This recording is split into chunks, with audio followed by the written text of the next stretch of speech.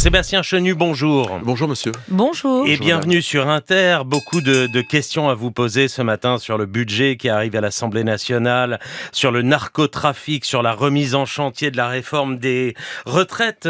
Mais d'abord, cela fait une semaine maintenant que Donald Trump a pris le pouvoir aux États-Unis. Il a pris, vous le savez, une centaine de décrets déjà sur l'immigration, sur les droits de douane. Hier, décret pour abolir ce qu'il appelle l'idéologie transgenre dans l'armée. Il assume une proximité avec les milliardaires de la tech. Comment avez-vous trouvé ces premiers pas ? Vous les avez trouvés réussis ? Bon, d'abord les États-Unis, c'est pas la France, donc on regarde ça nous avec nos yeux de Français et d'Européens, en sachant que c'est une société qui a des repères très différents sur les libertés, le poids de la religion, etc. Je pense qu'il faut poser ça avant de regarder ce que fait Donald Trump. Le moins qu'on puisse dire, c'est qu'il a démontré que ses actes suivaient ses paroles. Il démontre, en tous les cas, une certaine forme d'immédiateté dans les décisions qu'il prend, de rapidité et une certaine forme de volontarisme politique. C'est un modèle sur le style ? Non, c'est pas un modèle. Non, je ne considère pas que Donald Trump soit un modèle. Il correspond bien probablement à la société américaine. Je pense que ce qui est intéressant, c'est qu'il réactive l'idée que le politique peut obtenir des résultats, on verra lesquels, on verra s'il va jusqu'au bout, mais il active ça qui est, je pense, très important, parce que chez nous, on a un peu le phénomène inverse, on a le sentiment que le politique est très dépossédé de capacité à obtenir des résultats, que les décisions se prennent ailleurs. Trump dit, je prends une décision, elle est suivie, elle est immédiate, elle est suivie de conséquences. Alors sur les immédiates. décisions, il a prévenu qu'il était sérieux dans son intention d'annexer le Groenland. Il a eu une conversation tendue avec la première ministre danoise, puisque le Groenland appartient au Danemark. Plusieurs dirigeants européens proposent d'envoyer des troupes européennes pour faire face aux menaces de Trump. Qu'en pensez-vous ? Il faut envoyer des troupes au Danemark, au Groenland, si jamais ils veulent envahir ? Bon, on n'en est pas là, et moi je pense que Donald Trump, on le sait, joue beaucoup aussi sur le verbe immédiatement pour impressionner. Mais s'il le faisait, il l'a dit, je suis très sérieux. Il a appelé la première ministre danoise. Il est évident que c'est pas c'est acceptable. pas un effet d'estrade. Non, il est évident que c'est pas acceptable qu'un État démocratique se fasse spolier finalement d'une partie de son territoire. C'est pas acceptable, et je pense qu'il faut être capable aussi de lui dire. Mais Donald Trump, je note aussi, lorsqu'il a été président dans le passé, n'a pas été un homme de conflit. Il n'y a pas eu de guerre sous Donald Trump. Donc voilà, je pense qu'il joue des rôles aussi. Maintenant, il connaît bien l'appareil d'État américain, il a une expérience qu'il n'avait pas avant, ce en quoi il est aussi un partenaire, parce que les États-Unis restent un pays ami, partenaire, extrêmement difficile à contrer. Enfin, moi, je considère que Donald Trump, encore une fois, au-delà des États-Unis, les États-Unis vivent avant et vivront après Donald Trump, Donald Trump est un partenaire qui va être excessivement difficile pour la France et l'Union européenne. Surtout s'il ouvre une guerre économique avec nous. Qu'est-ce qu'il faut faire ? C'est bien ce que je dis. Oui, mais par exemple, s'il augmentait les droits de douane contre les pays européens, il faut tendre l'autre joue ou il faut immédiatement augmenter les droits de douane nous aussi ? Ah, mais je pense qu'il faut aussi montrer à Donald Trump qu'on sait résister. Et le problème, c'est que on prend le chemin inverse. Si vous voulez, quand je vois ce que fait l'Union européenne, par exemple, sur l'industrie automobile, on va non seulement abîmer notre filière en obligeant les Français et les Européens à aller vers le tout électrique très rapidement, on n'en a pas les moyens, ça coûte très cher, etc. Mais on est en train de subventionner des structures industrielles étrangères et américaines qui sont concurrentes des nôtres. Donc je pense qu'il y a quand même la nécessité de se réveiller. Donald Trump doit être finalement le révélateur, et finalement peut-être le révélateur aussi de nos faiblesses, et ça peut nous inviter à nous réveiller. Il a annoncé, Sébastien Chenu, que les États-Unis allaient geler leur aide étrangère pendant au moins 3 mois. Ça exclut l'Égypte et Israël, mais pas l'Ukraine. Alors que doit-on faire ? Vous dites qu'il ne faut pas tendre l'autre joue. Que doit-on faire, nous, Européens ? Augmenter notre aide à proportion à l'Ukraine ou les laisser se débrouiller ? Non, mais l'idée n'a jamais été de laisser se débrouiller l'Ukraine, et je pense qu'on a démontré qu'on ne laissait pas l'Ukraine se débrouiller. L'idée, c'est quand même de reprendre des initiatives diplomatiques.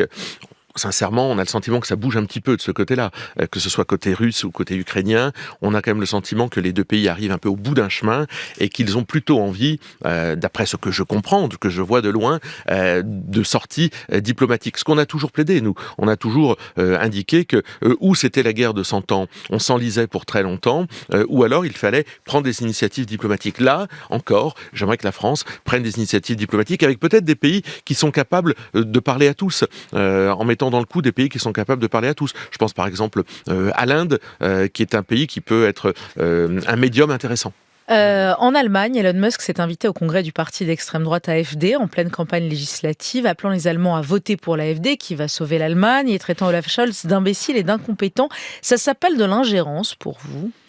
Oui, Elon Musk a la volonté de se mêler un peu de tout, a la volonté de donner son avis. Alors si ce n'est que son avis, quelque part, il est libre, mais en tous les cas de mettre des moyens pour faire progresser ce qu'il croit être son intérêt. C'est une menace pour la démocratie européenne, qui s'invite ainsi dans les...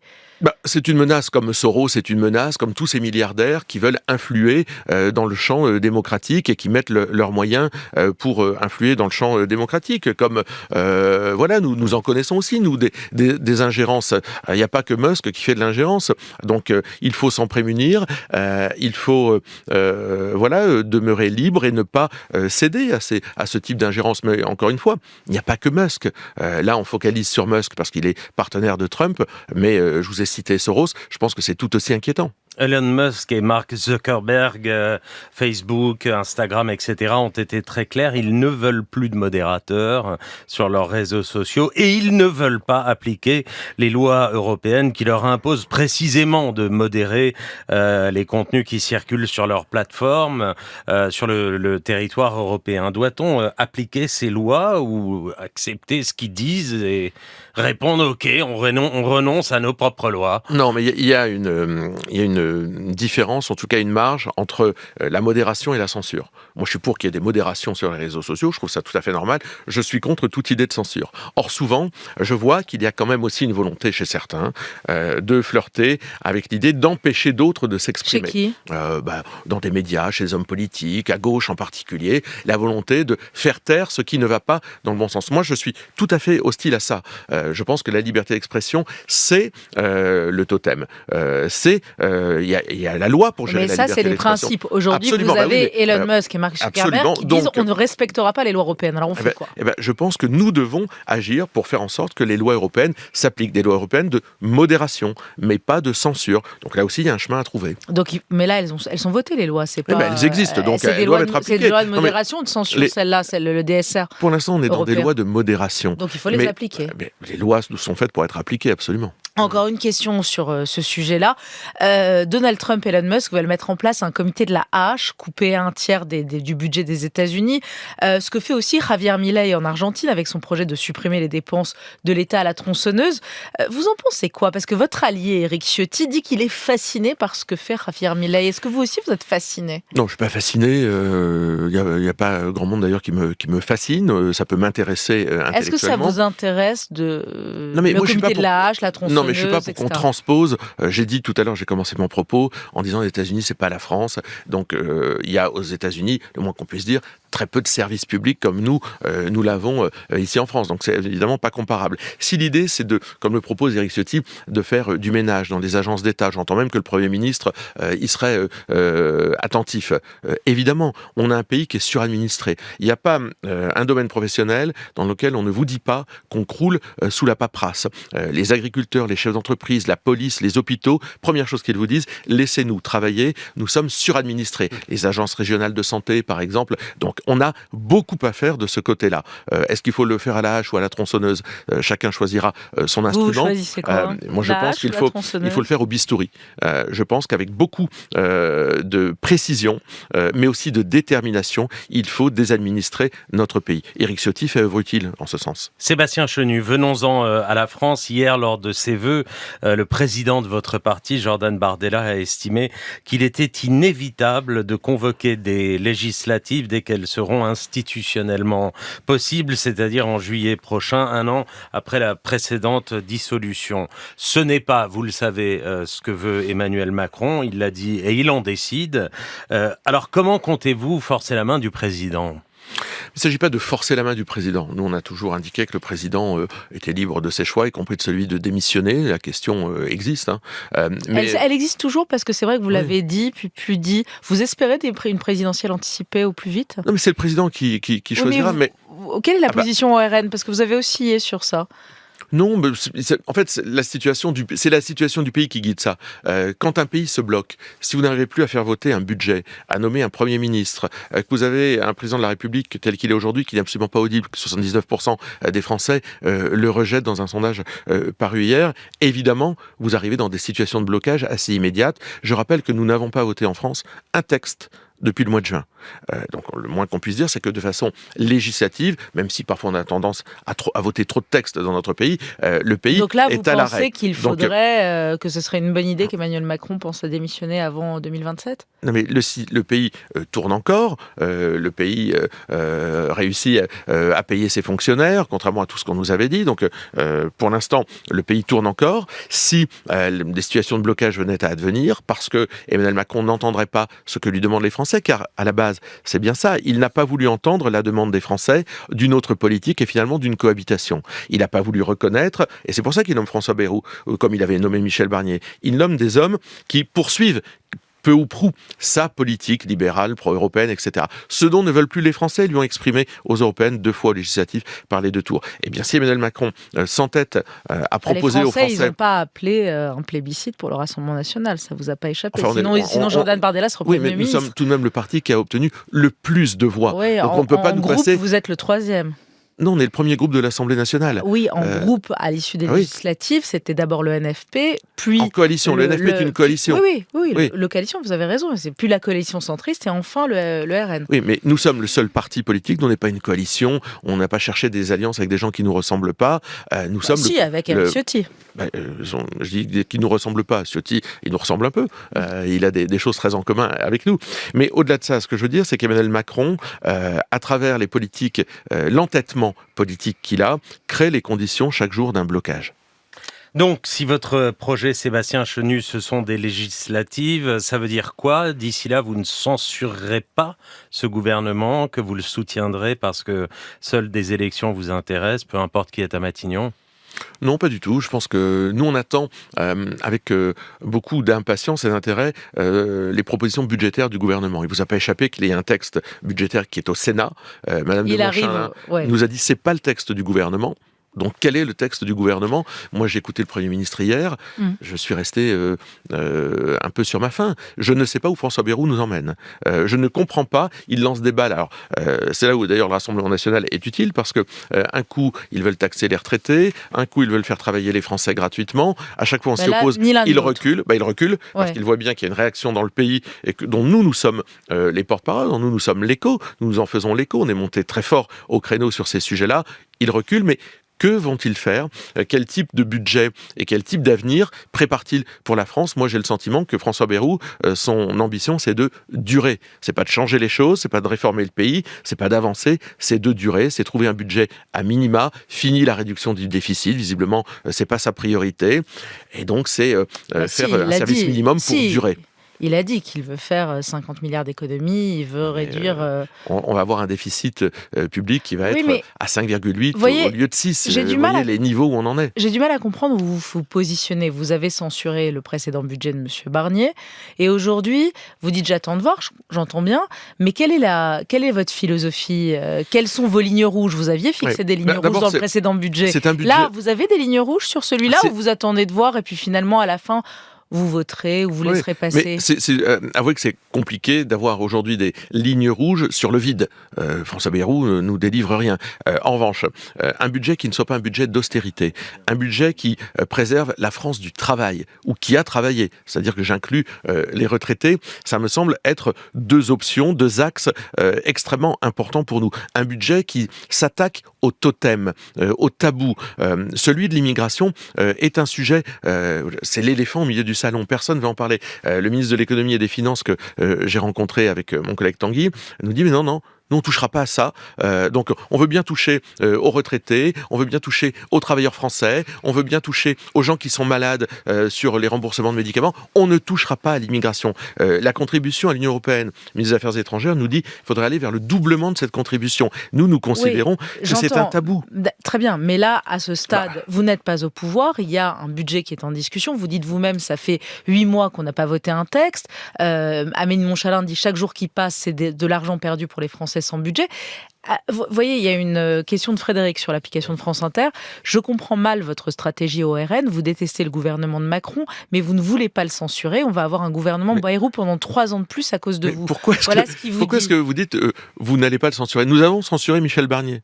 Nous avons démontré que nous étions tout à fait capables de le censurer. Vous allez censurer le budget mais on va voir sur quoi. On a dit à François Bayrou, on vous jugera sur les actes. Vous savez, Michel Barnier avait fait une déclaration de politique générale, on ne l'avait pas censuré. Il a fait un budget qui faisait la poche des Français, qui augmentait les impôts des Français, nous l'avons censuré. François Bayrou a fait une déclaration de politique générale, de la même façon, nous ne le censurons pas, car nous attendons les actes. Aujourd'hui, François Bayrou ne nous délivre rien. On est tout à fait capable de le censurer. Donc vous ne nous délivre rien, donc on va censurer. C'est ce que vous dites. Mais on attend de savoir. Enfin, est-ce que vous êtes capable de nous dire les directions que prend le budget de François Bayrou? Moi, j'en suis absolument incapable. Donc, on va voir ce qu'il propose. Il y a 2 jours, il voulait faire travailler les Français gratuitement. Il y a 3 jours, il voulait faire une taxe sur les retraités. Là, ils ne veulent plus. Mais alors, il l'a exclu. Que veulent-ils? Que veulent-ils? Moi, ce qui m'intéresse, c'est pas ce qu'il n'y a pas dans le budget, c'est ce qu'il y aura dans le budget. Par exemple, il y a quelque chose qui me heurte, voyez-vous, la baisse des crédits sur la recherche. Il y a 650 millions d'euros en moins sur la recherche. Au moment où on doit relever le défi incroyable de l'intelligence artificielle. Donc ça pourrait être une ligne rouge, la baisse des crédits sur la recherche? Je sais pas si c'est une ligne rouge, mais c'est en tous les cas totalement à l'inverse. Mais vous n'employez plus le terme de ligne rouge. Parce que je veux connaître. Non, mais je veux connaître. Je vous ai dit, un budget d'austérité ou un budget qui touche la France du travail, ça, ce sont des lignes rouges, si vous voulez que je reprenne ce terme. Mais je vois qu'il y a des priorités qui me semblent être à l'inverse de ce qu'il faudrait faire. Et la décision de remettre en chantier la réforme des retraites sans totem ni tabou, est-elle une bonne décision ? La décision de la remettre en chantier, oui, évidemment. Moi, je suis pour l'abrogation de cette loi sur les retraites. Mais je ne crois pas qu'un conclave, c'était le terme, qui dure 3 mois et qui ne traite pas les dossiers de la productivité, de l'employabilité des jeunes, de l'employabilité des seniors, de la natalité, puisse permettre d'aller très loin. Moi, je crains qu'à la fin, nous n'atterrissions que sur des mesures liées à la pénibilité qui soient souvent très inapplicables et que ça ne remette pas, évidemment, en cause ni l'âge de départ à la retraite, ni les annuités demandées aux Français. Or, c'est vers ça qu'il faut aller. Autre sujet, Sébastien Chenu, l'arrivée au Sénat de la proposition de loi transpartisane pour lutter contre le narcotrafic. Le texte s'inspire d'une récente commission d'enquête parlementaire transpartisane également. Il y a le feu à la maison, il faut agir vite, dit Jérôme Durain. Il y a un devoir d'union nationale sur le sujet. En quelques mots, le texte propose d'instaurer un nouveau statut du repenti, de l'infiltrer, de créer un parquet national sur la criminalité organisée, de faciliter le gel des avoirs. Elle va dans le bon sens, cette proposition de loi. Vous la voterez ? On accueille avec bienveillance cette proposition de loi. C'est pas, vous l'avez dit, c'est une proposition de loi, donc c'est pas une initiative gouvernementale, mais c'est une initiative transpartisane du Sénat. Elle dit quoi? Elle dit d'abord que notre pays pourrait devenir un État un narco-État. Il y a 240 000 personnes qui vivent du trafic de drogue dans notre pays. Il est temps de se réveiller là aussi. Ça nous dit aussi que les politiques qui ont été menées jusqu'à présent n'étaient pas à la hauteur. Gérald Darmanin et sa communication place nette, c'est à taper à côté de la plaque. Ça n'a pas fonctionné. Donc là, il y a des mesures qui me semblent aller dans le bon sens, mais encore une fois, il y a un élément essentiel qui manque, c'est celui du contrôle des frontières. Alors justement, ce matin, Bruno Retailleau déclare qu'il veut un état-major contre la criminalité organisée dans les prochaines semaines. Ça va dans le bon sens, ça ? Oui, mais très bien. Ou c'est des mots qui ne veulent rien dire. Tout ça va dans le bon sens. Mais tant que vous ne traitez pas la question des frontières, je vous rappelle que le port du Havre est devenu une des ports d'entrée les plus importantes. Je vous rappelle que la Guyane et les Antilles sont des ports d'entrée très importantes. Tant que vous ne traitez pas la question des frontières, eh bien, vous ne pourrez pas traiter, au fond, le problème de la drogue. Justement, Sébastien Chenu, vous dites « j'entends rien dans ce gouvernement sur l'immigration ». Hier, François Bayrou a parlé d'un sentiment de submersion migratoire. Ça vous a plu, ça, j'imagine, quand vous l'avez entendu dire ça ? Écoutez, je ne sais pas quoi vous dire, parce qu'en fait, ça dit quoi? Ça veut dire que finalement, on a gagné, nous, la bataille idéologique. Je ne sais pas. Est-ce Ça que vous veut dire l'avez que, gagné? Est-ce que vous je l'avez pense qu'en gagné? fait, on l'a gagné depuis très longtemps. Je pense que ça fait très longtemps que, ça ne veut pas dire que les actes ont suivi, malheureusement, mais ça fait très longtemps que d'abord les Français puis les gouvernants ont compris qu'il y avait un problème, pour dire les choses pudiquement, avec l'immigration. Alors, Mais de l'autre côté, j'entends Éric Lombard qui dit: nous avons besoin d'une immigration de travail. comme le MEDEF, qui dit la même chose. Oui, mais ça, le MEDEF, ça m'étonne pas. Ça permet de peser à la baisse sur les salaires. Donc ça m'étonne pas. Mais que le ministre des Finances dise: on a besoin d'une immigration de travail dans un pays où il y a 5 millions de chômeurs, où le chômage augmente de 3,5% ce mois-ci, je pense qu'ils sont à côté de la Alors, plaque. vous dites ils ne font rien. Bruno Retailleau a adressé au préfet une circulaire pour mettre fin aux régularisations à tour de bras, comme il dit. En gros, il met fin à la circulaire Valls qui permettait des dérogations dans certaines règles classiques de dérégularisation. Ça touche 30 000 personnes. Ça, là, vous applaudissez Bruno Retailleau. Ben non, parce qu'en fait, c'est une illusion. Parce que Bruno Retailleau reste dans la même logique. Vous comprenez bien que ce sont des logiques politiques. Bruno Retailleau reste dans la logique qui est: vous êtes illégal, vous pouvez un jour être régularisé. Eh bien, moi, je pense l'inverse. Vous êtes illégal, vous maintenez illégalement sur notre territoire. Avec nous, vous ne pourrez jamais être régularisé. Vous ne pourrez jamais travailler si vous vous êtes maintenu en fraudant, en bafouant les lois de notre pays. Lui, il accepte ça. C'est un accommodement que moi, je trouve assez inacceptable. Comment vous jugez l'irrésistible ascension de Bruno Retailleau dans les sondages, qui semble beaucoup plaire à votre électorat? Il est une menace pour Marine Le Pen en 2027? Non, parce que le résultat sera forcément déceptif, mais parce qu'il a des convictions, je pense. En revanche, Bruno Retailleau, il dit la même chose depuis très longtemps. Il a des convictions et je pense que ça plaît. Les gens qui ont des convictions, ça plaît. On a longtemps eu des gens qui, notamment la Macronie, il n'y avait pas de colonne vertébrale. Bon, Retailleau, il a des convictions. Le problème, c'est qu'il s'est mis... C'est une menace pour vous? Non, il s'est mis sous la tutelle du PS. Ça n'ira pas loin. Regardez. Du PS? Bah oui, parce que c'est le PS aujourd'hui qui dicte s'il y a censure ou pas. Regardez, sur l'aide médicale d'État, il n'a pas eu d'arbitrage favorable. Sur les crédits pour l'immigration clandestine, il n'a pas eu d'arbitrage favorable. Question de Fiona sur l'application Radio France. François Bayrou a annoncé diviser le texte sur la fin de vie en deux, avec d'une part les soins palliatifs, d'autre part l'aide active à mourir. La position du RN sur le sujet? Bon, alors moi je trouve ça bien d'avoir scindé le texte en deux. D'abord, les soins palliatifs, c'est une question, j'allais dire, technique, financière, organisationnelle, nécessaire. Il y a trop de départements dans notre pays qui ne bénéficient pas de ces structures-là. Il faut aller à fond là-dessus et je trouve ça normal. Et puis après, il y a la question qui n'est pas qu'une question, pour le coup, technique, financière et organisationnelle, qui est celle de la fin de vie, qui fait appel aussi à des convictions, à des sensibilités, et je trouve bien de la scinder. Moi, à titre personnel, non seulement je suis favorable aux soins palliatifs, je ne suis pas défavorable à un texte sur la fin de vie, mais pas n'importe quel texte non plus. Quand on avait commencé à en parler, on prenait des directions qui pouvaient me heurter, mais je ne suis pas défavorable à ce qu'il y ait un texte pour aider à mourir dans la dignité. Merci. Merci beaucoup, Sébastien Chenu, vice-président du RN, député RN du Nord. Merci d'avoir été à notre micro.